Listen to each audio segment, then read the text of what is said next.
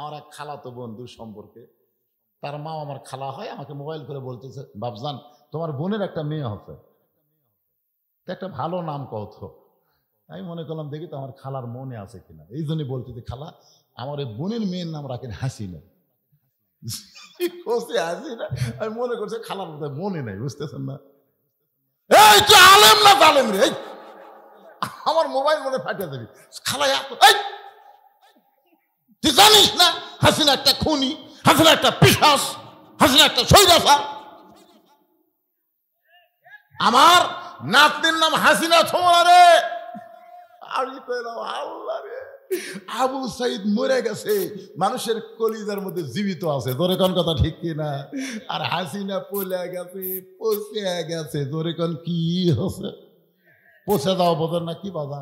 সঙ্গে সঙ্গে আমার আয়াত খেয়াল হয়ে গেল, ওয়ালা তাকুলু লিমান ইউকতালু ফি সাবিলিল্লাহি আমওয়াতুন বাল আহইয়াউ ওয়ালাকিন লা তাশউরুন। বুঝবার পারেননি আয়াতের আর বাংলা করতেছি না, বুঝলে বুঝ পাতা, না বুঝলে তেজ পাতা। হাসিনা বলে গেছে। বাংলাদেশের 300 এমপির মধ্যে একটা এমপিও বারাত নেই, কতগুলো ভিতরে ঢুকছে, কতগুলো ফলে গেছে। আর এই ফিডার খাওয়া চামচারা, ফিডার খাওয়া চামচা, এই চামচারা মাঝে মধ্যে স্বপ্নে দেখে আবার নেত্রী ফিরে আসিবে। ফিডার খাওয়া চামচা, তোরা জানিস না বড় মানুষ কোনোদিন আর ক্ষমতার চেয়ারে বসতে পারে না, ধরে কোন কথা ঠিক কিনা? ফলে যায় পচে গেছে।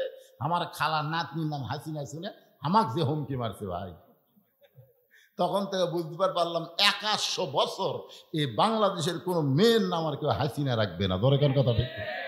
100 বছর পচে গেছে, উই আবার চেয়ারত বসবে। ফিডার খাওয়া চামচা, নেতাগুলোর দিকে খেয়াল করো, তোমাকে এসপি সাহেব কুটি গেছে, চামচার যা ফিডার খাস, আর নেত্রী আবার ফিরে আসবে। লক্ষণ সেন বাংলা থেকে একবার পলায় গেছে 900 বছর আগে, তারপরে পলাইছে হাসিনা, ধরে কোন কথা ঠিক কিনা? এর স্বৈরাচার ছিল কিন্তু পলায়া যায় নাই, জেলখানার মধ্যে ঢুকেছে। বেগম খালেদা জিয়াকে এত নির্যাতন করা হয়েছে, তারপরও পলায়া যায় নাই, নির্যাতন ভোগ করেছে, ধরে কোন কথা ঠিক কিনা? যে পলায়া যায় সেই পলানো চোরকে বাংলার জমিনের ক্ষমতায় আর দেখা হবে না, ধরে কোন কথা ঠিক কিনা? মক্কাতে আপনি হলেন ইমাম আর আবু জেহেল হলো নেতা, এই জন্যে কোনো বিল পাস হচ্ছে না, বিল পাস। আজকে বাংলাদেশে ইমাম কম না বেশি? কথা কন না কেন? যত মসজিদ তত ইমাম আছে না নাই? ইমাম আছে, খতিব আছে। আপনারা বলেন তো, সমস্ত ইমাম যদি এক জায়গায় একত্র হয়ে বলে আজ থেকে নামাজের বিল বাংলাদেশে পাস হয়ে গেল, সবাই খালি হাসবার বলবে হুজুর যতই বিল পাস করেন কাম হবে না, কারণ জাগা মতো ভালো লোক যাওয়া লাগবে, দোরেখান কথা ঠিক কিনা? জাগা মতো। বাংলার ফিল্ডে ফিল্ডে প্রতি রাত্রে হাজার হাজার মাহফিল হচ্ছে, নামাজের ওয়াজ হচ্ছে, কিন্তু কাম হচ্ছে না। কাম হচ্ছে না এই কারণে আমরা লুচ্চা, বদমাইশ, বাটপার, চোর, জুয়াড়ুকে আমরা সংসদে পাঠাইছি, দোরেখান কথা ঠিক কিনা? এই শালারা নিজেই নামাজ পড়ে না, এরা আমার নামাজের বিল পাস করবে? এই জন্য আল্লাহ কোরআনে বললেন, আল্লাযীনা ইম্মাক্কান্নাহুম ফিল আরদ, মুসলমানের মধ্যে কাউকে যখন ক্ষমতার চেয়ার দেওয়া হবে, তার 1 নম্বর দায়িত্ব হলো পদ্মা সেতু নির্মাণ করা। পদ্মা সেতু 1 নম্বর দায়িত্ব হলো, আমার পাশের ভাই বলতেছে, নামাজ কায়েম করা, আকামুস সালাত, নামাজ কায়েম করা। চিন্তা করে দেখেন, আমাদের বাংলাদেশের যুবকেরা নামাজ কম পড়ে, মুরব্বীরা নামাজ পড়ে। আমি এর আগেও মাহফিল আপনাদের শেরপুরে বলেছি, সরকারি চাকরি আর নামাজ, সরকারি চাকরি যেমন সব বয়সে হয় না, নামাজও তেমন সব বয়সে হয় না। নামাজ পড়বার গেলে রুকু সেজদা ঠিক মতো করার দরকার আছে না নাই?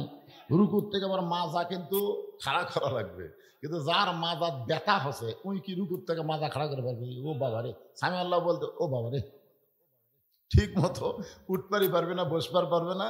ওই বুড়া বয়সে হইতে নামাজ ধরছে। যখন শরীর ভালো আছিল তখন নামাজ ধরে নাই, ধরছে বুড়া বয়সে। আপনারা বলেন তো, যতই সার্টিফিকেট ফার্স্ট ক্লাস থাক, ওই বুড়া বয়সে সরকারি চাকরি করবার গেলে চাকরি হবে? কারণ সরকারি চাকরি করতে যেমন একটা যৌবন বয়স লাগে, নামাজ ধরতে গেলে তেমন যৌবন বয়স লাগবে। যৌবন বয়সকেও যদি সরকারকে দেয়, বুড়া বয়সে সরকার তাকে রিটায়ার দেয়। রিটায়ার মানে কি? কান্দামর না, রিটায়ার মানে এখন থেকে বসে বসে খা। আমি তো বসে বসে খাবো স্যার, আমার যে বেতন পাচ্ছিলি তার একটা অংশ তোকে আবার দেওয়া হবে, মরা পর্যন্ত তোর কোনো টেনশন নাই। তো আপনি যদি বুড়া বয়সে সরকারি চাকরি করার কারণে পেনশন পান, যৌবন বয়সে যারা নামাজ ধরবে, বুড়া বয়সে যদি ঠিক মতো নামাজ পড়বার নাও পারে, আল্লাহ পেনশনের সওয়াব তার আমল নামায় দিবে। ধরে কোন ঠিক কিনা? কিন্তু আমাদের ছেলেরা নামাজ পড়বার চায় না। এক নামাজই পারে, যত মোবাইলে হাতের মধ্যে থাক, 3 টাচ থাক আর 4 টাচ থাক, কোনো অসুবিধা নেই। ও যদি নামাজ ধরে, আর মোবাইলের কোনোদিন অশ্লীল ভিডিও দেখতে পারবে না। কারণ যখনই দেখবার যাবে তখন আর ইমান বলবে, পাগলা কোন জায়গা দেখতেছিস, কোন জায়গা? তুই কি মনে করছিস দরজা আল্লাহ বন্ধ করে দিছে দেখে কেউ দেখতেছে না? তুই তার আল্লাহ আকবরকে নামাজ পড়লো, সে আল্লাহ দেখতেছে রে। ওরে বাবারে, একটা মেয়ের দিকে তাকালেও বলবে এখনই স্বামী আল্লাহ হলিমান হামিদা কয়ে আসলো, তোর বইয়ের দিকে তাকা। কার বইয়ের দিকে তাকা? মানে যে কোনো খারাপ কাম করবার যাবে, এই নামাজ তাকে খারাপ থেকে ভালোর দিকে নিয়ে আসবে। ধরে কোন ঠিক কি না? এই জন্য আমরা আগামীতে চাই বাংলাদেশে এমন একটা সরকার ক্ষমতা আসবে, আসার পরে যেন 90% মুসলমানের দেশে নামাজ বিল আকারে পাশ হয়ে যায়। ধরে কোন কথা ঠিক কি না? আমাদের এরকম চাওয়ার দরকার আছে না নাই? হ্যাঁ। 1 নম্বর হলো নামাজ। এই নামাজ মানুষকে এত সুন্দর করবে। আল্লাহ রাসূল বলেছেন, বুখারী শরীফের প্রথম হাদিস, আনতা আবুদুল্লাহ কান্নাকা তারাহু ফাইন লাম তাকুন তারাহু ফাইন্নাহু ইয়ারাকা। তুমি যখন নামাজের ইবাদতের মধ্যে শামিল হয়ে যাবে, নামাজের মালিক আল্লাহকে তুমি দেখতে পাবে। আল্লাহ যদি দেখা সম্ভব না হয়, আল্লাহ তোমাকে দেখতেছে, এ বিশ্বাস তোমার কলিজার মধ্যে ঢুকবে। জোরে কোন সুবহানাল্লাহ। এই নামাজ সর্বসাকুল্যে 5 ওয়াক্ত। জোরে বলেন কয় ওয়াক্ত? 5 ওয়াক্ত নামাজ। জুমার নামাজ কিন্তু লাইলাতুল মেরাজে আল্লাহ রাসূলকে দেয় নাই। আমরা যেই জুমার নামাজের জন্য মসজিদ দোতলা করতেছি, মসজিদ বড় করতেছি, লাইলাতুল মেরাজে আল্লাহ কিন্তু এই জুমার নামাজ নবীকে দেয় নাই। জুমার নামাজ নবী পাইছে যখন মদিনা রাষ্ট্র হয়ে গেল। মদিনা যখন রাষ্ট্র হয়ে গেল আর নবী যখন মদিনার রাষ্ট্রপতি হলেন, তখন আল্লাহ তাআলা মুসলমানের জন্য জুমার নামাজ দিলে। আমার কথা কি খেয়াল করে শুনছেন? লাইলাতুল মেরাজে আল্লাহর আরশে গিয়া নবী যেই ওয়াক্ত নামাজ পাইছে, সে ওয়াক্ত হলো 5 ওয়াক্ত। জোরে কোন কয় ওয়াক্ত? প্রথম নামাজ সেটা হলো ফজরের নামাজ। খুব খেয়াল করবেন, ফজরের ফরজ 2 রাকাত নামাজ জামাতের সঙ্গে যদি কেউ আদায় না করে, আর এশার 4 রাকাত ফরজ নামাজ যদি জামাতের সঙ্গে আদায় না করে, নামাজে হোক না কেন, সে মুনাফিক অবস্থায় মৃত্যুবরণ করবে।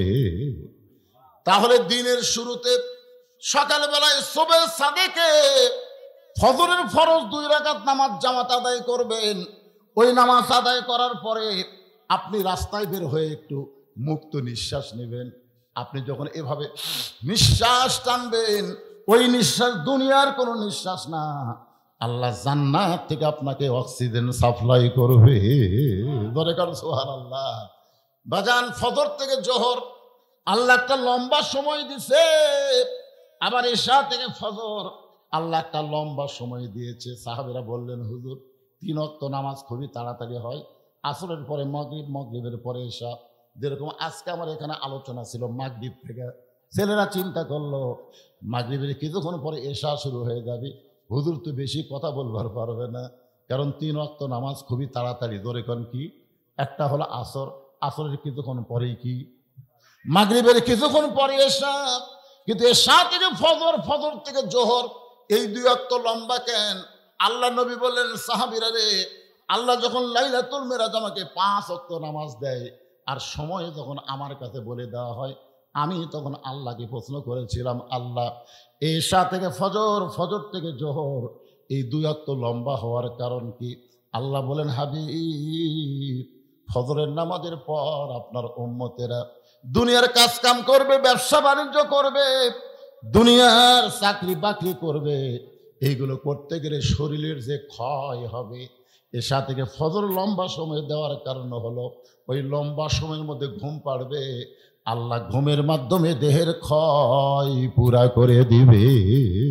সুবহানাল্লাহ ধরে কর। তাহলে ফজরের পরে মসজিদে আর থাকা যাবে না। আল্লাহ কোরআনে বলেছেন, ফাইদা কুদিয়াতিস সালাতু ফান্তাশিরু ফিল আরদ, যখন নামাজ হয়ে যাবে তখন জমিনের মধ্যে ছড়ায় পড়তে হবে। জমিনের মধ্যে ছড়ায় আপনি কি করবেন? বলে, হুজুর ধান কাটার পরে আলু লাগাবো, আলু লাগার পরে এই আবাদ করবেন। শুধু আবাদের কথা বলা হয় নাই, আর দুনিয়াও মাজরাতুল আখেরা, দুনিয়া হচ্ছে আখেরাতের আবাদযোগ্য একটা জায়গা। একটু মনোযোগ দেবেন নামাজের মাধ্যমে। আমরা কি শিক্ষা পাইলাম? এটা কিন্তু একলা একলা নামাজের কথা আমি বলতেছি না, আমি কিন্তু জামাতবদ্ধভাবে নামাজের কথা বলতেছি। আপনারা খুবই খেয়াল করবেন ভাইজান, মসজিদের মধ্যে যখন কোনো আওয়ামী লীগ ঢোকে, সে যদি নামাজে হয়, আপনারা বলেন তুই কি আওয়ামী লীগ হয়ে ঢোকে নাকি? মসজিদের মধ্যে যদি কোনো বিএনপি ঢোকে, ও যদি বিএনপি দল করে, কিন্তু মসজিদের মধ্যে ঢোকার সময় কিন্তু বিএনপি হয়ে ঢোকে না। মসজিদ জামাত যখন ঢোকে তখন কিন্তু জামাত ইসলাম হয়ে ঢোকে না। কালো মানুষ কিন্তু নিগৃহীত অবস্থায় ঢোকে না, গরিব মানুষ কিন্তু একেবারে নিচু হয়ে ঢোকে না। ধনী যেমন, গরিব যেমন, কালো যেমন, ফর্সা তেমন, আওয়ামী লীগ যেমন, বিএনপি তেমন, জামাত তেমন, সকলে মিলে দেখবেন কাতারবদ্ধ হয়ে নামাজ আদায় করতেছে। আমি নিজে দেখছি জামাত ইসলামের পাশে একজন আওয়ামী লীগ 4 আঙ্গুল সামনে গেছে, কাতার একটা দাগ আছে না নাই, ওই দাগের 4 আঙ্গুল সামনে গেছে, জামাত ইসলাম হাত ধরে টানতেছে। কি তুই কাতার ছিলিস না? তোর দল ক্ষমতাটা আছে দেখে কি মোশান মারতেছে নাকি? কাতার নাই। ওই বলতেছে, ভাই আমি খেয়াল করিনি ভাই, দেখছেন কে হাত ধরে টানতেছে, ওদিকে না তাকায়া নিচের দিকে তাকায় বলতে, আমি খেয়াল করিনি ভাই। এসপি সাহেব সামনে কাতারে দাঁড়ায় দেখে একজন মুসল্লি ছাড়া কাতার পুরা হচ্ছে না। এসপি কয়কার, আর একটা মুসল্লি লাগবে, তাকায় দেখে দরজার চৌকিদার খাড়া হয়ে আছে। এসপি সাহেব ডাকতেছে, চৌকিদার বলে, না স্যার আপনি এসপি, আমি চৌকিদার। এসপি বলতেছে, পাগলা ওটা বেড়ার কথা, আমি এসপি, তুই চৌকিদার। আর হলো মসজিদের বাহিরের কথা, ভিতরের কথা হলো তুইও যা হামো তাই আয়। এমন ভাবে ডাক দিছে, চৌকিদার দৌড়ে এসে বলতে, আমার পায়ের গোড়ালির সঙ্গে গোড়ালি মিল কর, গোড়ালির সঙ্গে গোড়ালি মিল কর। চৌকিদার বলতে, স্যার আমার পাও ফাটা, আপনার তেল তেলা। বলে, ফাটা তেল তেলে একটি হবি, ফাটা তেল তেলে একটি হবে। কারণ জামাতের মাধ্যমে উঁচু নিচু, গরিব ধনী, অফিসার কর্মচারী, চাকর গোলাম একসঙ্গে নামাজ পড়বে। ধরে কোন কথা ঠিক কিনা? এখান থেকে কি শিক্ষা নিচ্ছেন আপনি? কি শিক্ষা নিচ্ছেন? হাত বান্ধিছেন, আপনার পেট উঠে, আপনি দৈনিক 6 বার খান, আর আপনার পাশে একজন হাত বান্ধিছে, পেটের ভুঁড়ি নাই, মানে ভুঁড়ি চামড়ার সাথে এক হয়ে গেছে, হাত তলে গেছে, আপনারটা উঁচু হয়ে থাকলো, পেটটা তলে গেল, আপনার কাতার সোজা হচ্ছে, কাতার সোজা হচ্ছে। আল্লাহ নবী আসরের নামাজের পরে, আসরের নামাজের যখন হযরত বেলাল আকামত দিয়েছে, এমন সময় খেয়াল করবেন, যেই মাত্র হযরত বেলাল আকামত দেয়, আকামত যতক্ষণ শেষ না হবে ইমাম কিন্তু কিবলামুখী হবার পারবে না। ইমাম মানে শুধু মসজিদের ইমাম না, ইমাম মানে ওই এলাকার সবচাইতে বড় নেতা হওয়া লাগবে। ধরে গণ ঠিক কি না? নবী তাকায় দেখে সামনে কাতারে একজন সাহাবী বসে আছে। আল্লাহ রাসূল বললেন, কুমু লিল্লাহি কানিতিন। এই সাহাবী, বেলালের আকামত শুনে, কামাতের সালাত শুনে সবাই দাঁড়ায় গেছে, তুমি বসে আছো কেন? বেলালের আকামত কি তোমার কানের মধ্যে ঢোকে নাই? তো সাহাবী বলতেছে, হুজুর বেলালের আকামত আমি শুনবার পাইছি, কিন্তু আমি দাঁড়াবার পারতেছি না। আজকে 3 দিন হলে না খাওয়ার কারণে আমার দেহ এত দুর্বল হয়ে গেছে হুজুর, আমি দাঁড়াবার চাই কিন্তু পারতেছি না, গোটা দেহ খালি ঘুরতেছে, মনে হয় মাথা চক্কর খাচ্ছে, এই কারণে আমি দাঁড়াবার পারতেছি না।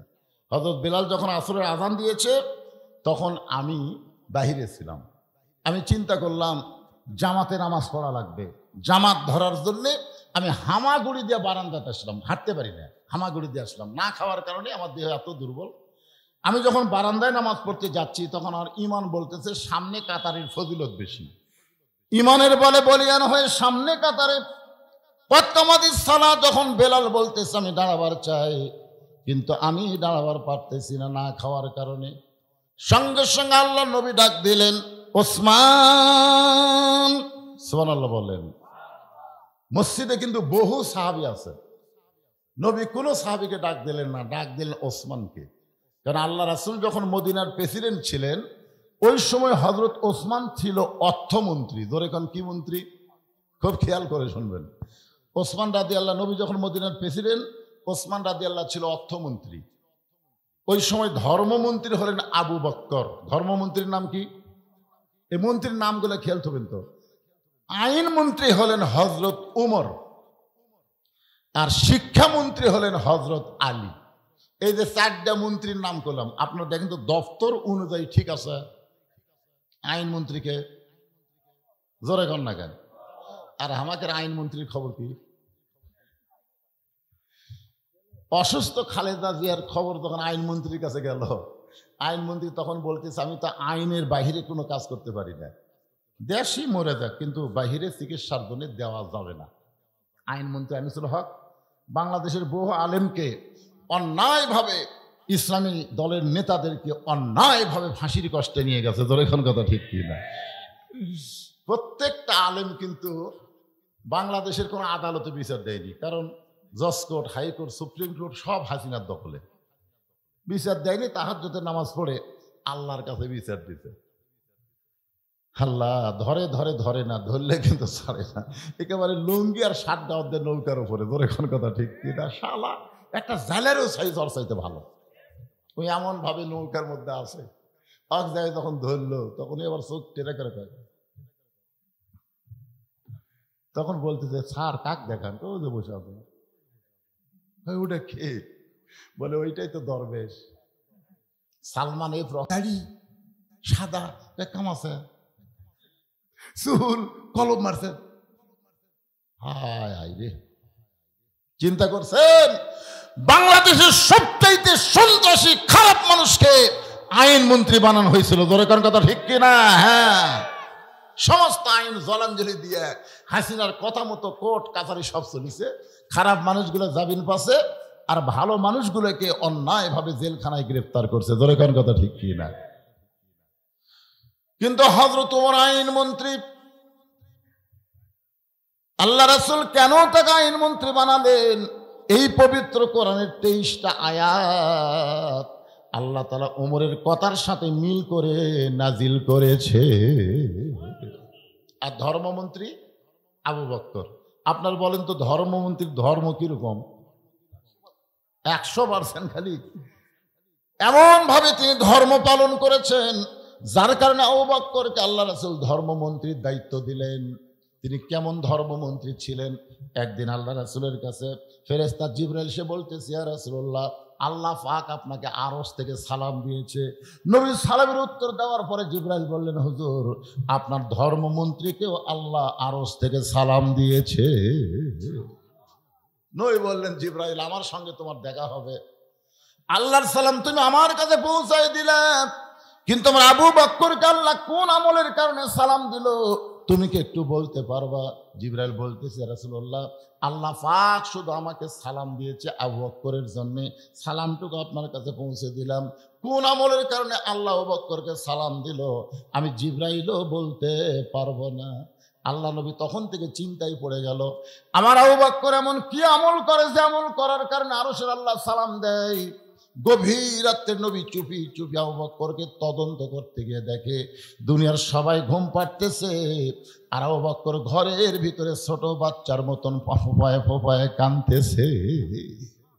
আল্লাহ নবী চমকে গেলেন, যে মানুষটা জান্নাতের 1 নম্বর সেই মানুষটা কেন কাঁদতেছে? ফজরের নামাজের পরে নবী তাকায় দেখা আবু বকরের চোখ দুইটা রক্তের মতন লাল।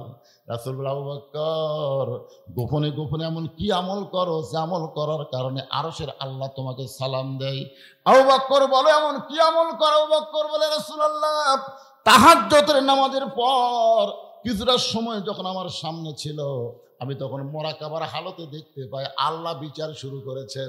আল্লাহ বলতেছেন আজকে একজন মানুষ জান্নাতে যাবে, আর আজকে সমস্ত মানুষকে আল্লাহ জান্নাত দিবে, একজন মানুষকে আল্লাহ জাহান্নাম দিবে। আমার এত ভয় ওই একজন মানুষটাই যদি আবু বকর হয়। সঙ্গে সঙ্গে রাসূল বললেন ইন্না আকরামাকুম ইনদাল্লাহি আত্তাকুম। এই কারণে আল্লাহর আরশ থেকে তোমার জন্য সালামের বাজেট হয়, কারণ তোমার কলিজায় সব সময় থাকে কার ভয়? আরো ধরে বলেন। শিক্ষামন্ত্রী হযরত আলী আর অর্থমন্ত্রী ওসমান গনি। তো আল্লাহ রাসূল বলে, ওসমান, আল্লাহ তোমাকে এত সম্পদ দান করেছে, তোমার ভাই আজকে 3 দিন হলে না খেয়া সামনে কাতারে দাঁড়াবার পারতেছে না, বসা বসা নামাজ পড়তেছে। নামাজের পর ভাইকে তুমি কিছু দান করবা না? ওসমান গনি বলতেছি, ইয়া রাসূলুল্লাহ, আমার ভাই না খাইয়া আছে, এইটা যদি আমি আগে জানতাম নিজে না খাইয়া আমার ভাইয়ের বাড়িতে খাবার পৌঁছায় দিতাম। সুবহানাল্লাহ বলেন। অর্থমন্ত্রী, কিরকম অর্থমন্ত্রী? আল্লাহর পক্ষ থেকে ওসমানের জন্য একটা ডিগ্রি দেওয়া হলো, আল্লাহ গানিয়ন ও আনতুমুল ফুকারা ইল্লা ওসমানু গানিয়ন। জোরে কেন সুবহানাল্লাহ। আল্লাহ কোরআন বলতেছে আল্লাহ হচ্ছে ধনী, বাদ বাকি সবাই ফকির। ইল্লা, ইল্লা মানে ব্যতীত, ওসমানু গানিয়ন, ওসমান হলো ধনী। সাহাবীরা বললেন, হুজুর, এটা আল্লাহ ধনী, এটা মানা যায়, কিন্তু দুনিয়ার মানুষ তো সব ফকির, কিন্তু ওসমান ধনী কেমনে হলো? আল্লাহ রাসূল বলে, আমার তো একই প্রশ্ন, ওসমান ধনী কেমনে হলো? এই প্রশ্ন তো আমার মনের মধ্যেও ছিল, কিন্তু এখন নাই। সাহাবারা বললেন, হুজুর কেন নাই? আল্লাহ নবী বললেন, তাহলে শোনো।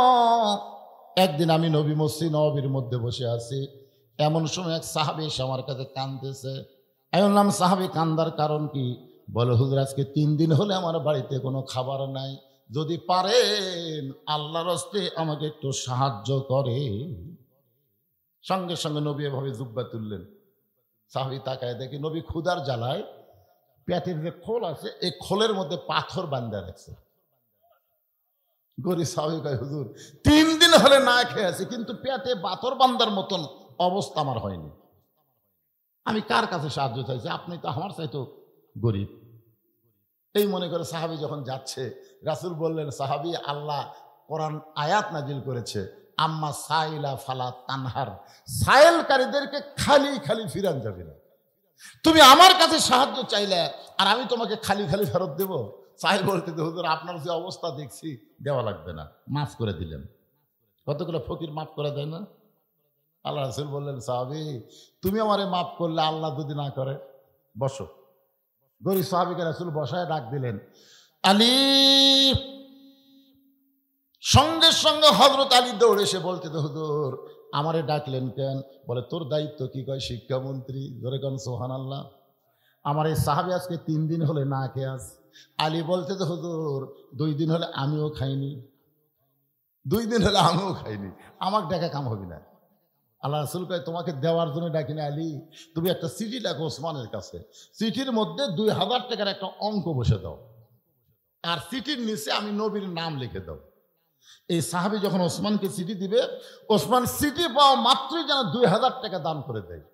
গরিব বলতে, হুজুর আমার 10 টাকা হলেই চলবে, 2000 কি করবো? আল্লাহ রাসূল বলে, তোমাকে এমন একজনের কাছে পাঠাচ্ছি, সে অল্প দানে খুশি হয় না, যাও। হযরত আলী চিঠি লিখে দিলেন, চিঠির নিচে নবীর নাম। এবার গরিব সাহাবী চিঠি না ওসমান গনির দরবারে এসে দেখে ওসমান গনি কেশিয়ারের সঙ্গে ঝগড়া করতেছে। কেশিয়ারের সাথে, এরে সারাদিন হলে হিসাব করিস, 4 আনা গেল কোথায়? এই কি হিসাব করি, 4 আনা মিলে দে। গরিব সাহাবী কয়, আল্লাহ রে, যে চিঠি দিছে 2000, আর এই 4 আনার জন্য কেশিয়ার যে হারে ধরছে, আল্লাহ কাল কৃপণের বাপ তো দুনিয়াতে নাই। নবীর কাছে গিয়ে বলে, রাসূলুল্লাহ আপনি দিবার পারবেন না, ঠিক আছে, কিন্তু এমন কৃপণের কাছে আমারে কেন পাঠাইলেন? আল্লাহ রাসূল বলেন, তুমি কি তোমার হাতের চিঠি দিছো? বলে, যে পরিবেশ দেখলাম হুজুর, চিঠি দেওয়ার সাহস পাইলাম না। নবী বললেন, আবার যাও। নবীর কথা মতো গরিব সাহাবী ওসমান গনির দরবারে এসে দেখে কেশিয়ারের কপাল ঘেমে ঘাম টস টস করে পড়তেছে। আর কিছুক্ষণ পর ওসমান বলতেছে, 4 আনার হিসাব দে, 4 আনার হিসাব দে। গরিব কয়, 1-8 ঘন্টা হয়ে গেল, তাও স্যার আনার হিসাব ছাড়লো না। এক সিটি দেওয়া মাত্র হবে না, দরকার নাই। নবীর কাছে গেলে নবী আবার আমাকে পাঠাবে, না খাইয়া বসা থাকা যাবে কিন্তু অজাতা ঘোরা যাবি না। জোরে কোন কথা ঠিক কিনা? আমার গ্রামে এক ফকির ভিক্ষা করে, 2 বাড়ি বাদ দিয়ে আর এক বাড়ির যা দাঁড়ায়। আমি বললাম, কারি ভাই মাঝখানে 2 বাড়ি বাদ দিলে কেন? আমাকে বলে, হুজুর আপনি ভিক্ষা করছেন। আমি বলে, আমি ওয়াজ করে ভিক্ষা করবো কেমনে? তাহলে আপনি জানেন না হুজুর, এই 2 বাড়ি বাদ দেওয়ার কারণ হলো এর আগে কমপক্ষে 10 বার ভিক্ষা চাইছি, প্রত্যেকবারই বলে মাফ করো। তো যারা ফকিরের কাছে মাফ চায়, ওদের চাইতে বড় ফকির দুনিয়াতে নাই। এই 2 বাড়ি আমি তালাক দিছি হুজুর। আপনি কি মনে করেন আমার সময়ের দাম নাই? খাওয়া খাওয়া দাতা না থাকবো কেন? তালাক দিয়ে দিছি, যে বাড়ির তাই সেই বাড়ির যাই। গরিব সাহেব মনে মনে কয়, ওসমান গনির কাছে আবার নবী পাঠাবে, দরকার নাই। চিঠিখানা পকেটের মধ্যে রাইখা গোপন পদ্মা পলাবার চায়। পথের মাথায় দেখে হযরত আলী শিক্ষামন্ত্রী দাঁড়িয়ে আছে। আলী বলতে, তো ভাইজান, মানুষের কাছে সাহায্য চাওয়া যাবে না, আমরা হলাম আহলে বাইত। আহলে বাইত জাকাত খাওয়া যাবে না, সাহায্য নেওয়া যাবে না। আমার হাসান হোসেন না খেয়ে কানতে কানতে ঘুমিয়ে গেছে। ভাই, আমি যে তোরে চিঠি লিখে দিলাম, এই চিঠি লেখার বিনিময়ে আমাকে 2টা টাকা দে। এটা দান না, এটা হলো বিনিময়। এটা কি? তোকে চিঠি লেখা দিলাম, তুই 2000 টাকা পালি, আমাকে 2টা টাকা দিবি না? গরিব বলতেছে, আলী ভাই আপনি টাকা দেখেন তো, টাকা কোন টাকা? 2000 টাকা তো অন্তত একটা টোপলা হবে, আমার তো টাকা নেই। বলে, তাহলে টাকাগুলো গেল কোন জায়গায়? বলে, চিঠি আমার পকেটে। চিঠি পকেটে কেন? বলে, পরপর 2 বার গেলাম, কেশিয়ারকে যে ওসমান স্যার আনার জন্য ছাড়ে না, আমি চিঠি দেওয়ার সাহস পাই নাই। সঙ্গে সঙ্গে আলী বলতেছেন, মায়ান্তিকু আনিল হাওয়া ইন হুয়া ইল্লা ওয়াহয়ুহা। আল্লাহু আকবার। আপনারা বলেন তো, আল্লাহ নবী নিজের ইচ্ছায় কিছু করেন? নবী যা কিছু করে কে করায়? যাও আবার নবীর চিঠির গুরুত্ব দে ওসমান গনির কাছে। হযরত আলীর তাড়ায় গরিব সাহাবী ওসমান গনির কাছে গিয়ে দেখে কেশিয়ার ওসমান দুইজনে ঘাম মুছতেছে আর আল্লাহর শুকরিয়া আদায় করতেছে, কারণ 4 আনার হিসাব মিলিছে। আপনারা হয়তো চিন্তা করতেছেন, হুজুর 4 আনার হিসাব মিলা লাগবে কেন? যারা সম্পদশালী হয় তাদের প্রত্যেকটা টাকা হিসাব করা লাগবে, কারণ শতকরা 2.5 টাকা জাকাত দেওয়ার জন্য। জোরে কোন কথা ঠিক কিনা ভাই? যাদের উপর জাকাত ফরজ হয়েছে, ইচ্ছা মতো জাকাত দিলে হবে না, হিসাব করে জাকাত দেওয়া লাগবে। জোরে কোন কথা ঠিক কিনা? তাহলে 4 আনার গুরুত্ব আছে না নাই? আপনাদের কাছে 8 আনা 4 আনার গুরুত্ব নাই, কিন্তু যখন আল্লাহর কোরআন যে বাংলাদেশ চলবে, তখন জাকাত ভিত্তিক অর্থনীতি যখন চালু হবে, তখন এই 4 আনা 8 আনা পয়সার দাম আপনাকে হিসাবের মধ্যে আনতে হবে। দুইজনে আল্লাহর শুকুর আদায় করতেছে। এবার গরিব সাহাবী সালাম দেয়, ওসমান গনি বলতেছে, ওয়ালাইকুম সালাম ভাই, খবর কি? বলে, চিঠিখানা ধরেন। ওসমান গনি চিঠি নিয়ে চিঠি পড়ে একটা চুমা দিয়ে বললে, ভাইজান এই চিঠি কে পাঠাইছে? গরিব সাহাবী বলতে, চিঠির নিচে আল্লাহর নবীর নাম লেখা আছে। সঙ্গে সঙ্গে ওসমান গনি চিঠিতে চুমা দিয়ে বলে, ভাইজান এই চিঠি কে পাঠাইছে? গরিব বলতেছে, আপনি কি লেখাপড়া জানেন না? চিঠির নিচে আল্লাহর নবীর নাম লেখা আছে। সঙ্গে সঙ্গে ওসমান গনি চুম্বন দিয়ে বলে, ভাইজান এই চিঠি কে পাঠাইছে? গরিব সাহেব মনে মনে চিন্তা করে, চিঠির মধ্যে 2000 টাকার অঙ্ক দেখে ওসমান গনির মাথা নষ্ট হয়েছে। রাগ করে বলে, আল্লাহর নবী এই চিঠি পাঠাইছে। ওসমান গনি চুমা দিয়ে বলতেছে, ভাইজান এই চিঠি কে পাঠাইছে? গরিব বলতেছে, তোর টাকার আমার দরকার নাই, তুই এমন কৃপণের কৃপণ 4 আনার জন্য কেশিয়ারকে ছাড়িস না। চিঠির মধ্যে 2000 টাকার অঙ্ক দেখা তুই পাগলা হয়ে গেছি। কানতে কানতে নবীর কাছে বলে, রাসূলুল্লাহ আপনি দিবার পারবেন না ঠিক আছে, কিন্তু এমন কৃপণের কাছে আমারে বারবার কেন পাঠাইলেন? আল্লাহ রাসূল বলে, সাহাবীর এই খবর কি?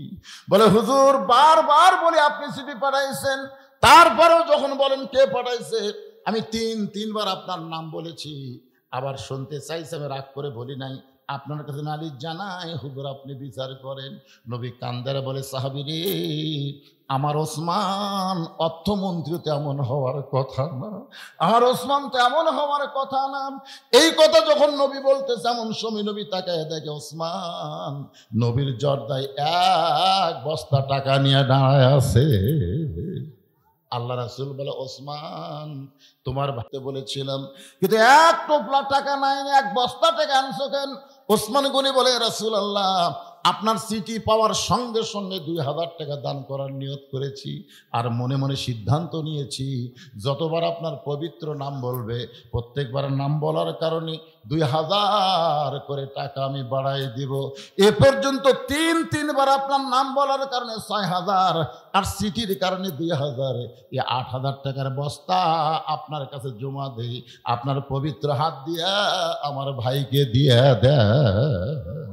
সাহাবিও কান্দে, নবীও কান্দে, সাহাবিও কান্দে, নবীও কান্দে। সাহাবি বলে, ইয়া রাসূলুল্লাহ দেখলাম কি আর দেখতেছি কি? নবী বলে, আল্লাহ যে ওসমান আমার নাম শোনার সঙ্গে সঙ্গে 2000 করে টাকা বাড়ায় দেয়, আমি গরিব নবী ওসমানকে কি দিব? আমার তো দেওয়ার কিছু নাই। আল্লাহ বলে, হাবিব আপনাকে ভালোবাসার কারণে আমি আমার গানি ডিগ্রি ওসমানকে দিয়া দিলাম। লিল্লাহে আজকে যেই যুবকেরা এই তাফসীরুল কোরআন মাহফিল করতেছে, এই যুবকদের কিন্তু টাকা পয়সা তেমন কামাই নাই, এই জন্য অনেকগুলো নেতাদেরকে দাওয়াত দিয়েছে। এই যে সভাপতি সাহেব করেছে, আমার ভাইদেরকে দাওয়াত দিয়েছেন, দেয়নি? কি জন্যে? এমনি এমনি আজকে আপনাদের মাঝে, ইনাদের মাঝে ওসমান গনির মতন কোরআনের মাহফিলকে ভালোবেসে 2000 করে টাকা দান করবেন, এরকম কোন আল্লাহর বান্দা যদি থাকে, আমি দোয়া করে দেব আল্লাহ যেন তাকে ওসমান গনির সঙ্গে জান্নাত দিয়ে দেয়। সর্বোত্তম কোন আল্লাহর পাগল পারবেন 2000 টাকা নগদ দিবেন? কেরে ছেলে পেলে, তোমরা কোটি গামছানের ভিতরে যাও, যাও বাবা যাও, গামছানের রুমাল নিয়ে যাও। এখানে 10 জন আল্লাহর বান্দা চায় ওসমান গনির সঙ্গে জান্নাতে যাওয়ার আশায়। সভাপতি সাহেব কিছু করে না, বিরোধ করেছে একেবারে আগে তোরা আদায় করতে বলবো না, যাও গামছালে দাও, ব্যাগ না দাও, ওই চারিদিক থেকে ঢোকো। 10 টাকা 20 টাকা ওসমান গনির সঙ্গে যারাই দান করবেন আল্লাহ যেন তাদেরকে জান্নাত দেয়। সবাই দান করেন আর জিকির করেন, লা ইলাহা ইল্লাল্লাহ, লা ইলাহা ইল্লাল্লাহ, লা ইলাহা ইল্লাল্লাহ, লিল্লাহি তাকবীর। আমি 2000 টাকা চাইছিলাম, আল্লাহর একজন বান্দা 1000 টাকা দিয়েছে।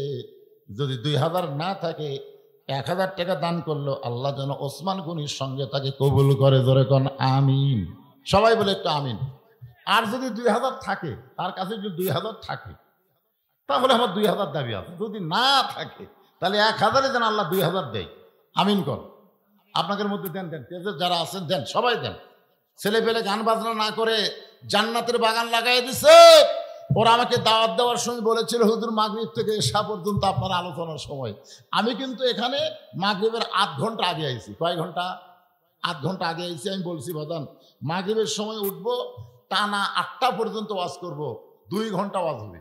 এরা আমাকে দিল না, মাই ইচ্ছা করেই দিল না। এরা বলছে যে হুজুর 8:30 পর্যন্ত আপনি ওয়াজ করলে চলবে, আপনি যখন ওঠেন। তাই বললাম ওয়াজ কম হবে, জনগণ মন খারাপ করবে। লিল্লাহু তাকবীর। আমিন ইসলাম। আল্লাহ তোমার একজন বান্দা ওসমান গনির সঙ্গে জান্নাতে যাওয়ার জন্য 2000 টাকা ধরে গান মারহাবা। আমরা দোয়া করি আল্লাহ তার আপনজন পিতা মাতা আত্মীয় স্বজন যদি কবরে যায়, এই দান করার ওসিলা আমিন ইসলামকে আল্লাহ জান্নাতি কবুল করেন। ধরে গান আমিন। এই বাদান ব্যাগের মধ্যে দিচ্ছে, মা বোনদের মধ্যে কে আদায় করবে তোমাকে? মা বোনদের মধ্যে? আচ্ছা, আমার মায়েরা আল্লাহর রাস্তে দান করবেন। মায়েরা চিন্তা করতে যে হুজুর আমাকে একটা ওয়াজ আপনি করলেন না, তাহলে কেন দান করব? মা আপনাদের বেশি ওয়াজ আমল করা লাগবে না। আল্লাহ রাসূল বলেছেন, ফাতেমা তুমি বিশ্ব নবীর মেয়ে বলে তুমি জান্নাতি, এইটা যেন কখনো মনে করো না। ফাতেমা বলে, বাবা আমি তো এতদিন তাই মনে করেছিলাম আমার বাবা হলো বিশ্ব নবী, আমার বাবার খাতিরে আল্লাহ আমাকে জান্নাত দিবে।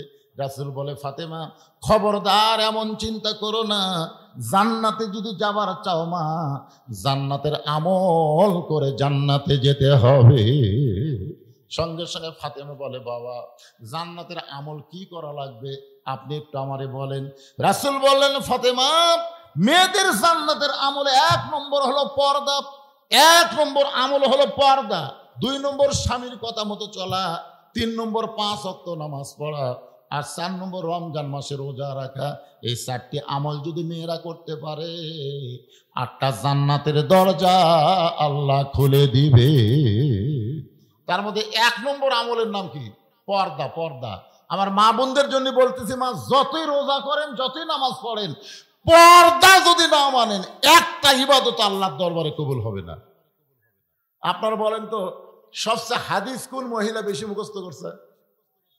আয়েশা। জোরে কর, নাম কি? আয়েশা। সর্বপ্রথম যে ঈমান গ্রহণ করছে তার নাম হলো খাদিজা। কিন্তু আয়েশাকে, খাদিজাকে আল্লাহ খাতুনে জান্নাত ডিগ্রি দেয় নাই। সাইয়্যিদাতুন নিসা আহলিল জান্নাহ ফাতেমাতুজ জোহরা। ফাতেমাকে আল্লাহ জান্নাতে নেত্রী বানাইছে। ফাতেমার 10টা হাদিসও মুখস্থ নাই। ফাতেমা খুব একটা ইবাদতও বেশি করেনি, কিন্তু পর্দার মধ্যে থাকার কারণে আল্লাহ তাকে জান্নাতি নারীদের নেত্রী ঘোষণা করেছে। তাই মা বোনদের জন্য বলবো, মা আপনাদের 1 নম্বর নেক আমল হলো পর্দা। পর্দার মধ্যে থাকবেন, আমল কম করেন, তারপরে আল্লাহ ফাতেমার সঙ্গে আপনাদের জান্নাত দিয়ে দিবেন।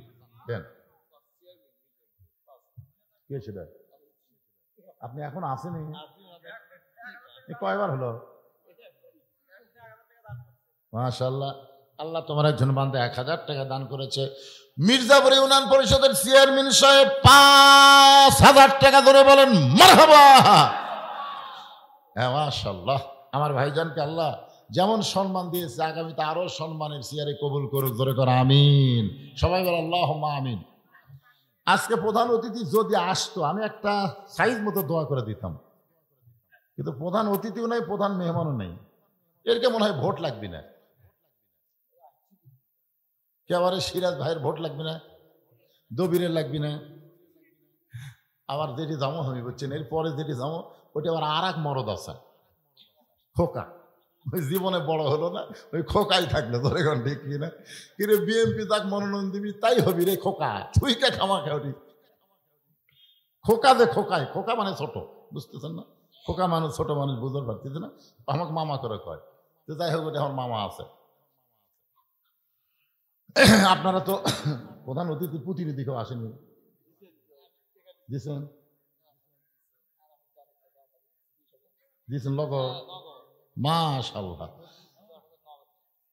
নগদ দান যখন অল্প হলেও কিন্তু মজা লাগে। প্রধান অতিথি এবং সভাপতি 2 জনের পক্ষ থেকে নগদে 20,000 টাকা ধরে বলেন মারহাবা। আর আপনার গামছা গুমছার মধ্যে যা দিলেন আলহামদুলিল্লাহ।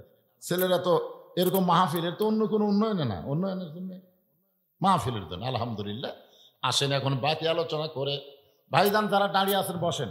আমার ওয়াজের পর এখানে সাংস্কৃতিক অনুষ্ঠান হবে, এই জন্য দেখতেছেন না টেজ বড় করছে, সাউন্ড বক্স বেশি আনছে, মানে সেই রকম হবে। ধুমধারাক্কা গান হবে না, কিন্তু ইসলামী সঙ্গীত হবে, নাটক হবে, যেগুলো ইসলাম সমর্থন করে। আপনাদের কলিজা ভরে যাবে। এবার আল্লাহ নবী বলেন, ওসমান তোমার ভাই 3 দিন হলে না খেয়ে আছে, তুমি কি তাকে খাবার দিবার পারবা না? ওসমান করে বলতেছে, রাসূলুল্লাহ আমার ভাইটা যে না খেয়ে আছে, যদি আগে জানতাম আমি নিজে না খাইয়ে আমার ভাইকে খাবার দিতাম। আপনাকে মনে আছে? মনে আছে? আল্লাহ রাসূল বললেন, এই সাহাবী, আজকের দিনে তুমি বসা নামাজ পড়ো, চেয়ারত না, মাটিত।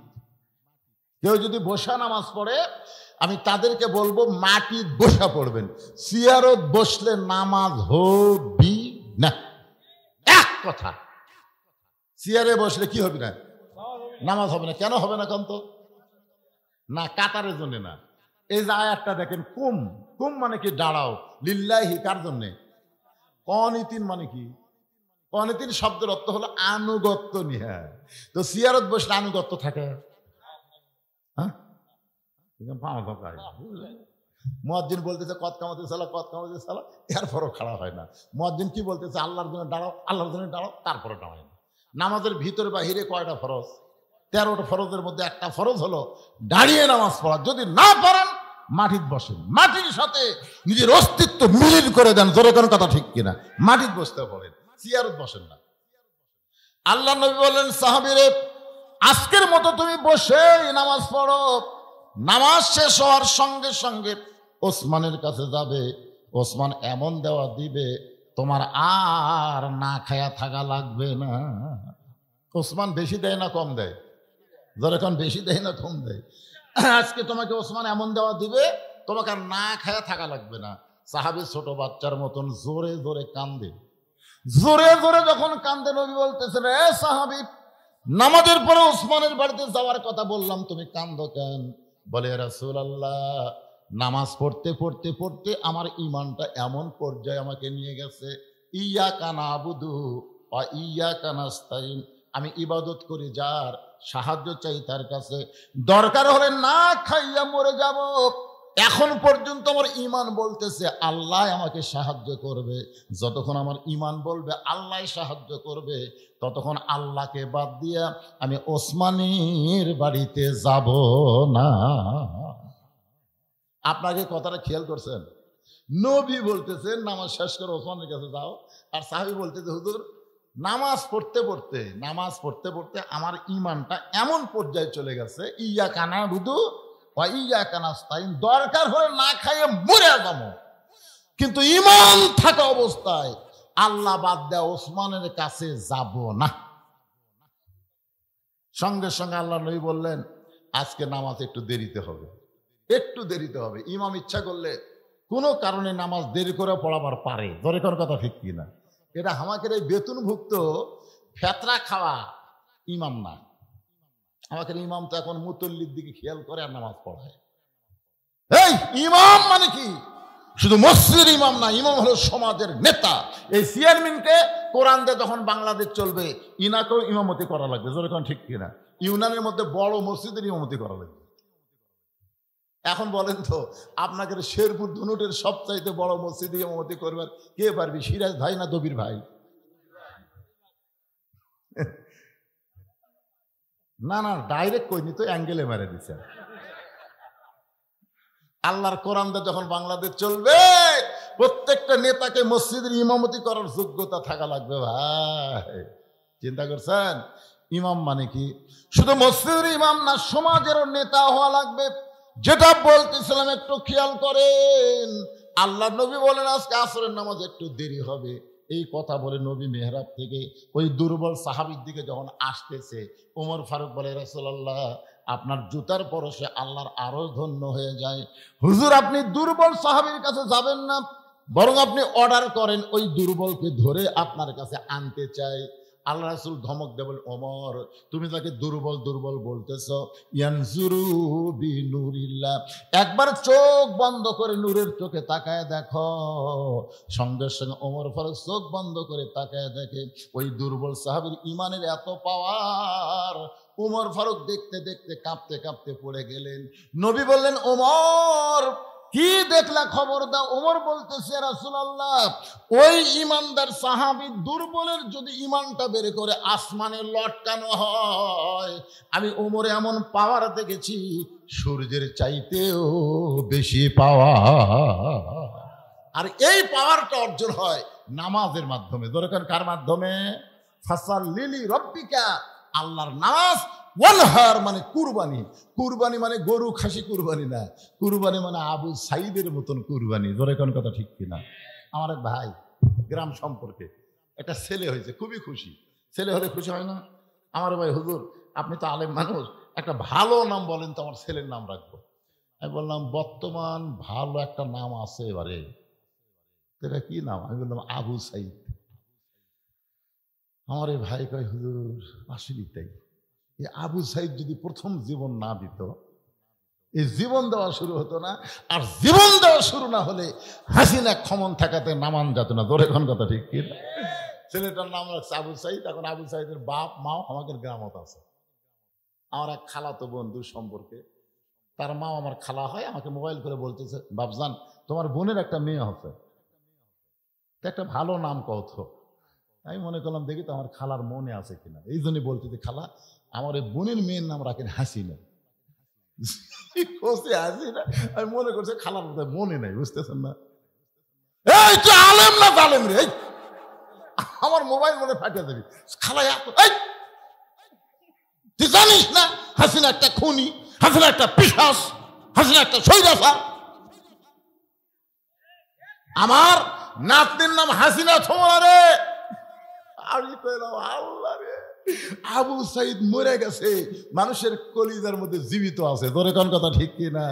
আর হাসিনা পলে গেছে, পচে গেছে, জোরে কোন কি হচ্ছে? পচে যাওয়া বোঝেন না কি বাবা? জেসমিন কি করলো? ও আচ্ছা ঠিক আছে, জেসমিনের জন্য দোয়া করে 200 টাকা দান করছে, আল্লাহ কবুল করেন, জোরে কোন আমিন। সঙ্গে সঙ্গে আমার আয়াত খেয়াল হয়ে গেল, ওয়ালা তাকুলু লিমান ইউকতালু ফি সাবিলিল্লাহি আমওয়াতুন বাল আহইয়াউ ওয়ালাকিন লা তাশউরুন। বুঝবার পারেননি আয়াতের আর বাংলা করতেছি না, বুঝলে বুঝ পাতা, না বুঝলে তেজ পাতা। হাসিনা বলে গেছে বাংলাদেশের 300 এমপির মধ্যে একটা এমপিও বারাত নেই। কতগুলো ভিতরে ঢুকছে, কতগুলো ফলে গেছে। আর এই ফিডার খাওয়া চামচারা, এই চামচারা মাঝে মধ্যে স্বপ্নে দেখে আবার নেত্রী ফিরে আসিবে। ফিডার খাওয়া চামচা, তোরা জানিস না বড় মানুষ কোনোদিন আর ক্ষমতার চেয়ারে বসতে পারে না, তোর কোন কথা ঠিক কিনা? ফলে যায় পচে গেছে। আমার খালা নাতনির নাম হাসিনা, শুনে আমাকে যে হুমকি মারছে ভাই, তখন থেকে বুঝতে পারলাম 100 বছর এই বাংলাদেশের কোন মেয়ের নাম আর কেউ হাসিনা রাখবে না, ধরে কোন কথা ঠিক? 100 বছর পচে গেছে, উই আবার চেয়ারত বসবি? ফিডার খাওয়া চামচা। নেতাগুলোর দিকে খেয়াল করো, তোমাকে এসপি সাহেব কুটি গেছে, চামচার যা ফিডার খাস, আর নেত্রী আবার ফিরে আসবে। লক্ষণ সেন বাংলা থেকে একবার পলায় গেছে 900 বছর আগে, তারপরে পলাইছে হাসিনা, ধরে কোন কথা ঠিক কিনা? এর স্বৈরাচার ছিল কিন্তু পলায়া যায় নাই, জেলখানার মধ্যে ঢুকেছে। বেগম খালেদা জিয়াকে এত নির্যাতন করা হয়েছে, তারপরও পলায়া যায় নাই, নির্যাতন ভোগ করেছে, ধরে কোন কথা ঠিক কিনা? যে পলায়া যায় সেই পলানো চোরকে বাংলার জমিনের ক্ষমতায় আর দেখা হবে না, ধরে কোন কথা ঠিক কিনা? আল্লাহ কবুল করুক। আল্লাহ যদি চা আগামীতে তুই বাইসা থেকে রাতের মাহফিল লিও, এই ফসকান মাহফিল আর লিও না।